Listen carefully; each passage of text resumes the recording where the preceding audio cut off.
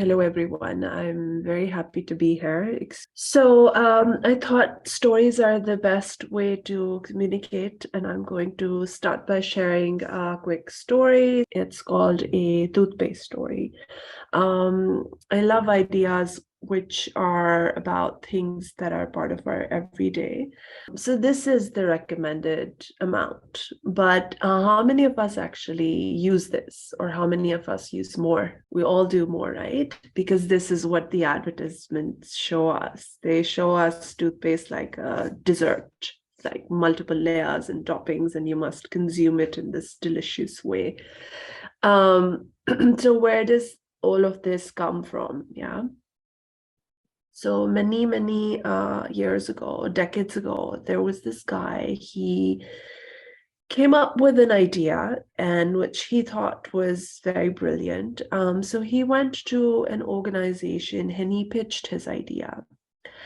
And his promise was that it will take you almost no cost in the implementation, but you will get a 40% increase in business. Now 40% is huge. It completely changes the market holding. It completely changes your consumer retention. It changes everything. The profit is completely different. And they took his idea and they basically bought the idea, and they gave him a lot of money for that, and he was rich and happy. It was something that would support the idea of using these advertisements. So it was actually backed on a behavioral insights bit, but at the same time, a very solid product idea. So he basically said that the mouth of the toothpaste should be increased by just a tiny which is hardly anything. What that does is that the bigger mouth means more product comes on your brushes, right? And so you will run out of toothpaste more, so you will go to the store and buy it more. And if every single person is doing that, that just bumps up the revenue, the market price, and the sale to 40 or more percent. So it was this very small idea, and his idea wasn't just about a change in a product. It was really about thinking of human psychology. It was about the consumer. It was about also the placement of the product, which eyelet should be placed. So a lot of different kind of angles. So the reason why I wanted to share this story as part of the design thing, it's more of a doing. It's not just about thinking. It's more of an action thing. It's a very doing bit.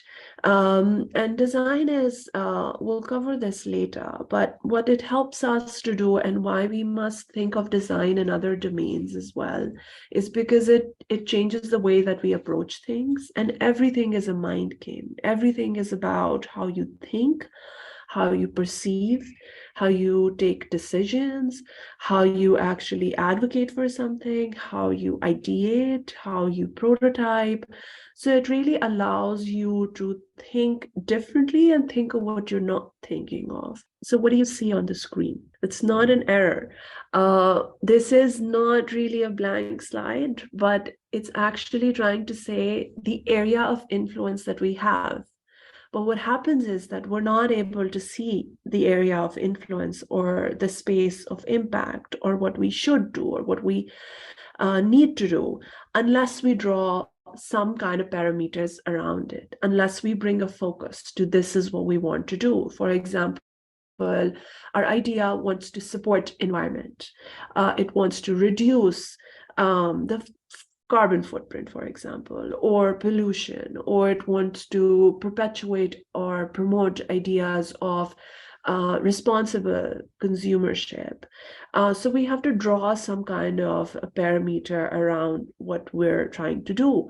But even within that, this small circle is the space of obvious that we often try to explore, and we're not able to think of a lot of other aspects that have a very strong impact on what we're trying to do, whether that's business or ideation or theory of change or impact or whichever sector we work in. So I basically work in the development sector. and I had the innovation portfolio at UNDP Pakistan. What that means is that I have to change, or I have to try to push for the sector to change the way that we're working, because we're focused on a very small space.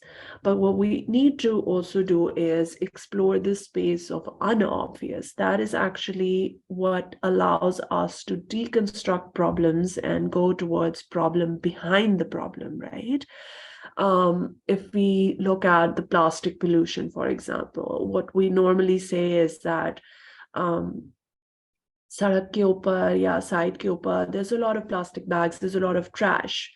But when we want to solve that problem, we will have to investigate the entire journey of the plastic, the entire system, from the consumer to the producer to how it's used. Why is there some plastic that you never see on the road? Why do you hoard plastic containers even after being used? Because they're better quality, they can be reused. And then a lot of the plastic material, a lot of trash actually gets picked from the road. Our informal sector picks it, but there's still some that's left. So why is that? Is that the plastic grade? Is that the quality? Is that the lack of utilization? What is the behavior behind it? What is the economy behind it? So it's only when we start thinking about other things, and design thinking and design practices actually allow us to do that.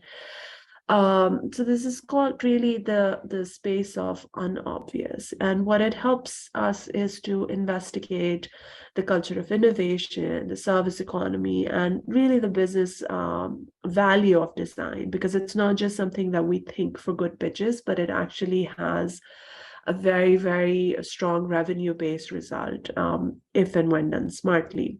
So what is design thinking?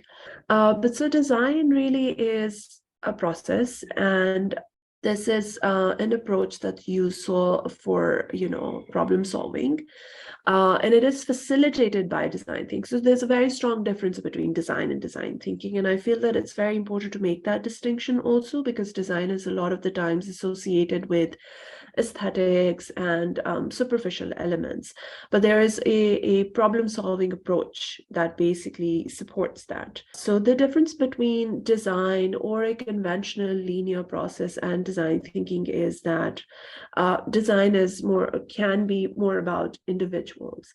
What that means is not only can it be for an individual, but it's also an idea that is coming from an individualistic mind. But when you apply design thinking to it, it is all about collaboration, different stakeholders, getting different perspectives. And it is not so much about the product, but it is more about the experience that you get. So the very, very common example that you always hear when people try to discuss design thinking or experience economy is coffee shop.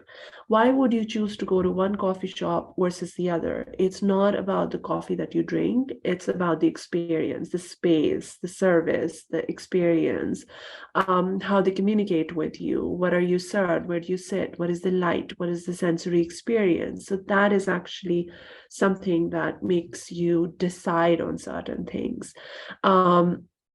And while design can often be, a successful design can only just be limited to engineering and tech or people, but design thinking is all about putting the human in the center. So what does that mean, to put the humor in the center, right? It means that we're now talking about a creative process that really is honed to finding meaningful solutions. And it applies cognitive thinking, so a lot of psychology, behavioral insights, and it's really packaged as a process through an empathetic and